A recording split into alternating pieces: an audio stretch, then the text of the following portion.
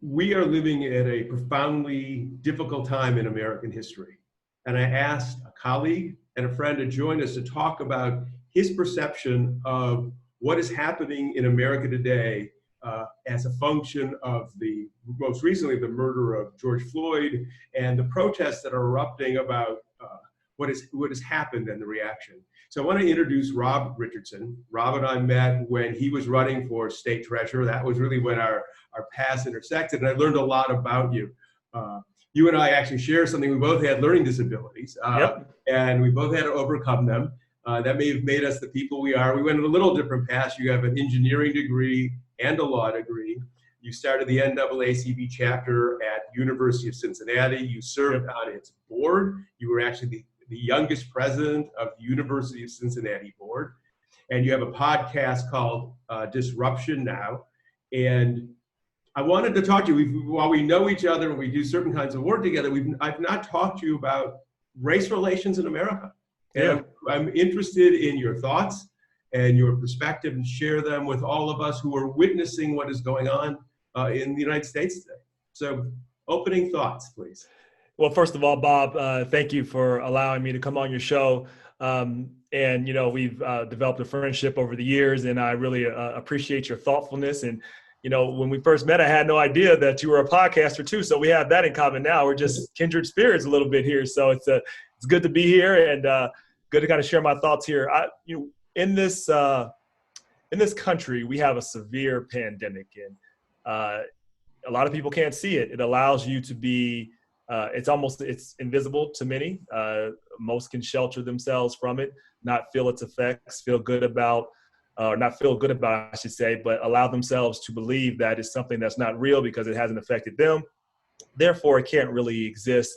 And maybe the people that are being infected by it, it's something with them. It's their underlying condition or their fault. I'm not talking about COVID-19. I'm talking about racism, which I believe is the real pandemic, particularly in the United States of America. So when I see this moment, it's encouraging from this point of view that people are focused on it. They're talking about it. But I want to give people a sense of really how bad this is, and have a thought, an exchange about how we really solve the issue. So I believe, Bob, and I think you appreciate this, I'm going to have another talk with the head of Crossroads. Actually, that's going to be literally after we're done. I'm going to talk to Brian Tome of Crossroads about this. For those who don't know what that is, because we have some folks who aren't. So Crossroads is a large mega church. It's the mega church, I suppose, in Cincinnati, and Brian Tome is the senior pastor there? Correct. Okay. Correct, he is. So, and we're talking to them because for the same reasons I want to talk to your audience too, and I'm glad you invited me, is the fact that, racism and how we view it is part of the issue.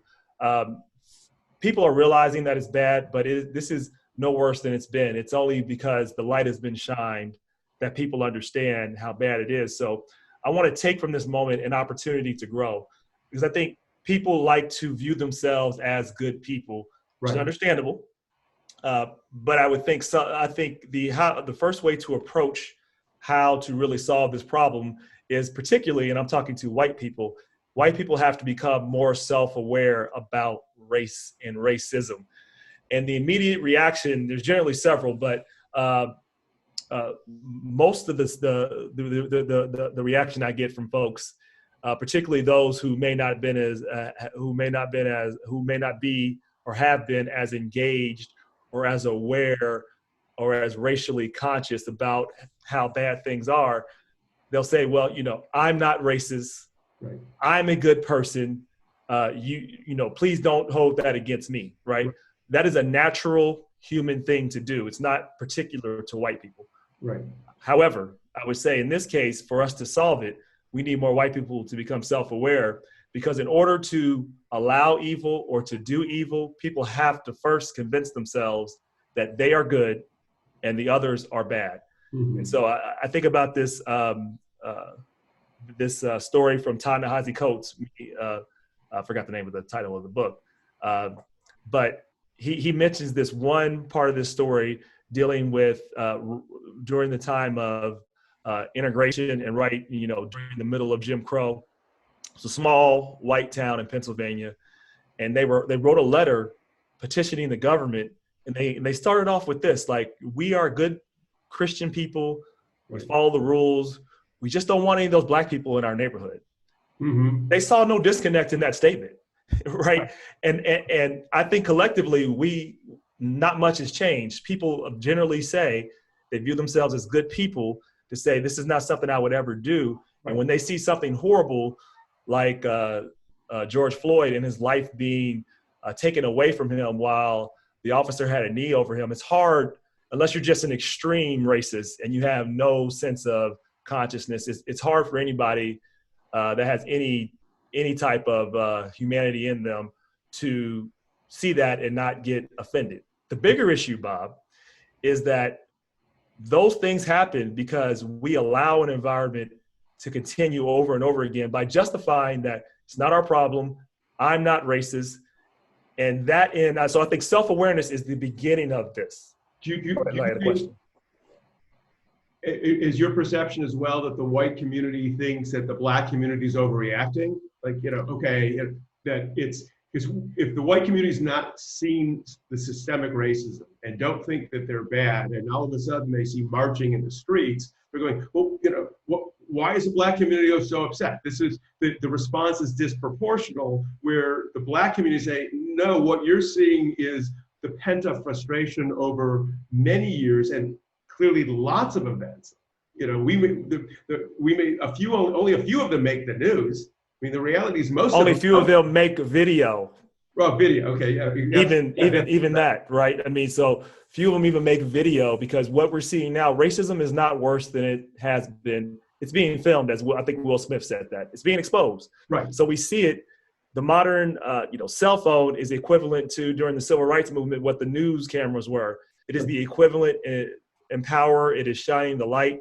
So back to your point, yes, often, I've had the conversations many times, white Americans, white people in general, because you don't experience, and I want to let you know, this is natural, right? This is the point that this is human nature. If you do not experience something directly in your mind, it doesn't exist. So you have to do work to see beyond, what's been presented in front of you. And so I think the first thing we got to do is have people get comfortable in challenging themselves. So there's a morality behind it, a spirituality, if you will, but then there's a science approach too. It is hard to change the mind and the patterns in the mind. So I want the listeners to know that when you think about this, you need to get your mind to a place where it's uncomfortable, because the natural shortcut, again, there's been plenty of books on this, Thinking Fast and Slow, actually written by Daniel Kahneman, won the Nobel Prize, talks about how the mind works to shortcut. And so when people see racism, or they've seen it in the past, or even when they see the video, people find ways to say, it must have been George Floyd's fault. You had to have done something wrong to make the police officer act that way. You must have done something. There's not something that allows people to say, some people, even when they see the tape, that this was just an inhumane act. So first step, acknowledge racism. I believe everybody's racist. Right. Controversial statement to some, but I think it's only controversial if you view racism from the extreme view of a person that goes and burns a cross on a lawn or goes and executes someone. That is an extreme violent act combined with maybe a racist feeling, but that's not how I define racism. I define racism as something that is a construct that's infected all of us and affects all of us in how we think and how we act, no matter who you are, even those who are sympathetic and want to be empathetic. It is a constant process. That's why I say self-improvement is the first thing. So when you hear language, when people talk about white privilege, if your immediate reaction is to be upset, natural reaction, next step you should take is to check yourself, because all we're saying in privilege is the fact that you can live a different existence. Bob, you probably don't have to have the conversation with your son that if you interact with police, do everything you can not to die. Right. That is a conversation I have to have with my son. My father had to have before me. His father, everybody else had to have that interaction. And so there is this, Bob, and you had a question. So I was going to ask you, when you said that, was what your parents told you when you went out at night when you were a teenager growing up about how to behave? Well, it's very clear, right? Make sure you always respect the officer. Do everything you can to keep your hands on the steering wheel. Don't talk back to the officers. Doesn't matter if you're innocent or not. The goal is for you to live. That's the conversation we have. So that's the conversation we continue to have, and it's a different conversation. My white friends can have an argument with police officers, right, exactly, and come out okay and talk about their rights and everything else. And because of that, I want to get to your. I know you had a question, but I want to say this point because it's on my mind. You know, every single black man in America, the nicest black man you've ever met, have a smile on his face, corporate CEO, from those who are a construction worker, from those who've never been employed. All of us have the same feeling and interaction with law enforcement. And I would say all of us have what James Baldwin says. He said to be a black man and conscious in America is to always be enraged. All of us have that rage. Mm-hmm. And we've had to learn to deal with it and cope with it. And so I want people to know that we're not making this up. This is not something we made up. I've been pulled over many times because simply I'm an African-American man and I drove a car that was nice at the time.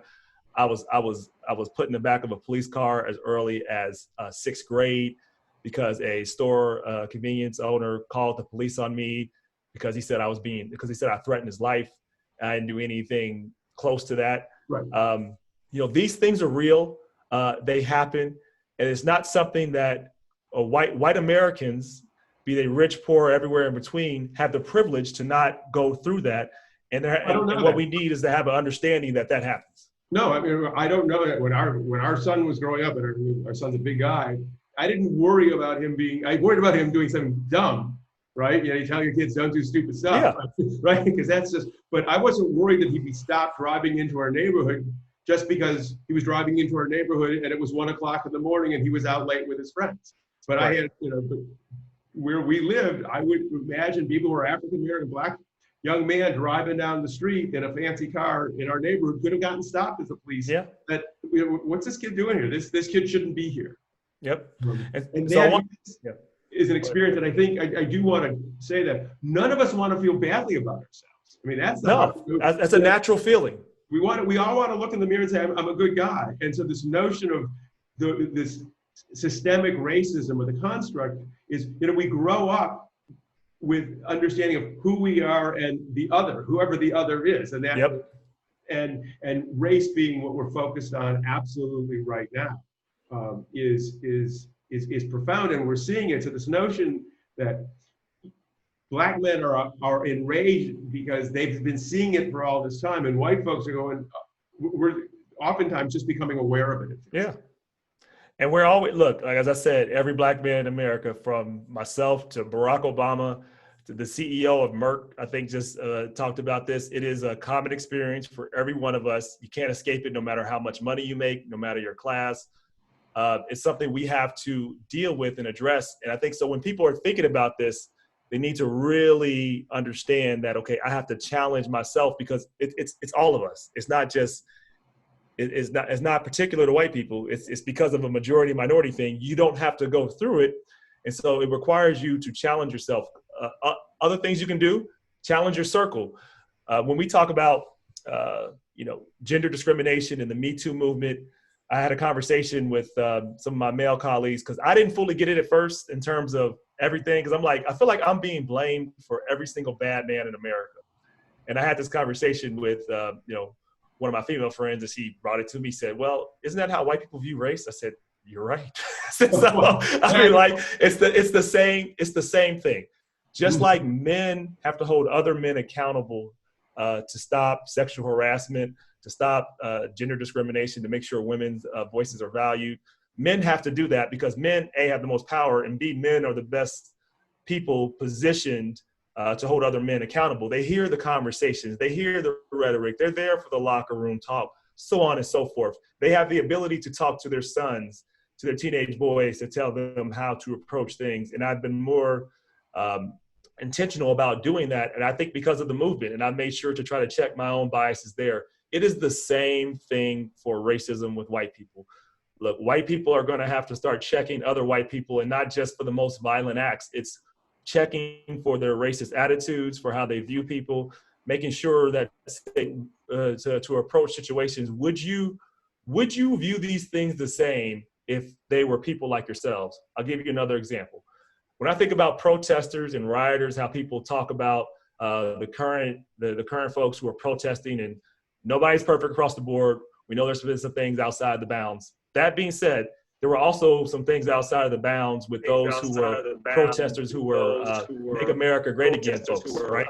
They were way outside of the line, taking AR-15s to protest.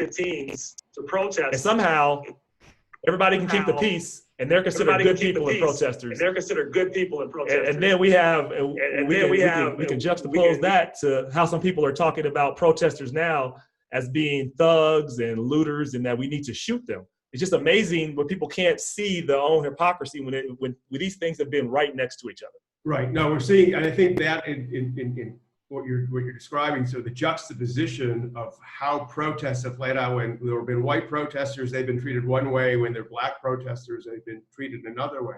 Yeah. I think too, for us, many of the folks who participate in our experiences are Jewish, and the Jewish community also has a self perception, which is interesting, and of discrimination, but different. When I walk down the street, people don't see a Jewish guy; they see a white guy. But I may walk through certain neighborhoods and be worried about, if I'm identified as Jewish, what would happen if. I think it begs for the Jewish community to really think about the experiences we had in thinking about what the Black community is going through right now. Jewish folks have been traditionally have been our allies and still continue to be. And I would say when folks get comfortable and think that only applies to people of color, or they did something to put themselves in that situation, hate metastasizes. It doesn't stay in one area. It's not like, oh, I'm just going to end here and hate Black people. Generally, it starts bleeding over into other folks of color, at least the anti-Semitism. This is why you have to, when hate stops, you got to cut it off at the head, because when it's empowered, it goes across the board. And we've seen a rise in hate crimes, not only to people of color.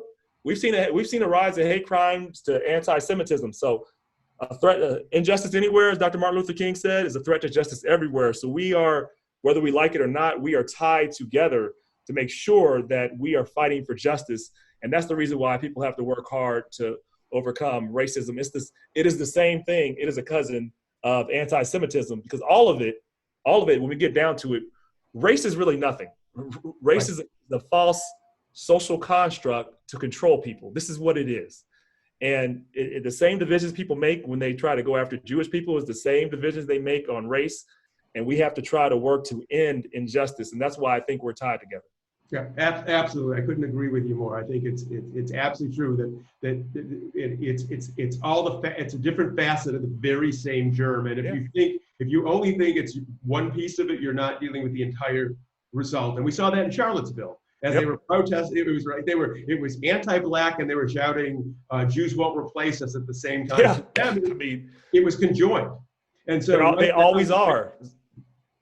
They always are. And I want to say that's why people have to be an advocate, Bob. So an advocate and being willing to risk some things in their social circle, it is worth that. We need folks to be not only say they're not racist, because to me that's not even useful. When people say they're colorblind, or they're not racist, to me that's a defense mechanism to cut off the conversation, to protect themselves, to make themselves feel better. If I want to impress upon anything, is to fight that urge. And we have to do that because, again, it's also in our self-interest. Not that everything should be in our self-interest, but when you're particularly talking about Jewish folks who are always in some ways seen in the minority, right? It is in our interest to fight against hate, because eventually that metastasizes and that virus comes. And so back to my earlier metaphor about being able to social distance yourself. Don't social distance yourself from racism. Even when this moment passes, it goes on every single day. You have thoughts about it. You have to work to capture those thoughts. You have to work to challenge other people in your circle, even when it's not comfortable. And what I appreciate about this moment, Bob, is that it's making people uncomfortable, where they have to address it. They have to deal with it. They have to see it. And my hope is that after this moment, when the world is not shining a light, you seek to see it because it still exists. It will still exist. And it's an evil we're going to have to continually work towards abolishing. Absolutely. I mean, I think that's it. When it ends, when we think it ends, it's not over. We have to really keep on focusing on it. And you keep on talking about it. I know you're talking about it in your podcast quite a bit, I think. Yeah, I talk about it all the time. But look, we talk the focus of Disruption Now is all about Disruption Now is about disrupting common narratives and constructs that we have began to that we hold on to. And we all have them, and we all hold on to them, whether we believe so or not. African Americans are actually sometimes worse perpetuators of racism against other African Americans than the majority population, because when something is so ingrained, people believe it. And so you have to work day in and day out to prevent that from happening. And then you can be advocates too. There are things that can be done tangibly, right? We have set up some systems here in the United States of America that can be and should be dismantled. Mass incarceration is something that we have chosen to do. We have chosen to police other communities, particularly Black, and I want to say brown, because Latinos are going through a lot of this too. Latinos I will put them in there. Like, one of my best friends is married to a Latina, and her brother was unjustifiably killed by police about 20 years ago. And so it's a story that it happens a lot, but it's just not just police. It is a system that says it's okay to not view certain people as humans or view them less than. So it's okay to over prosecute them. It's okay to put almost a third of every Black man is in jail. A lot of those are not for violent crimes. They are for drugs. And now, if you look at how people are viewing drugs in the opioid crisis, they have a very different approach than the 1990s. It's all about treatment.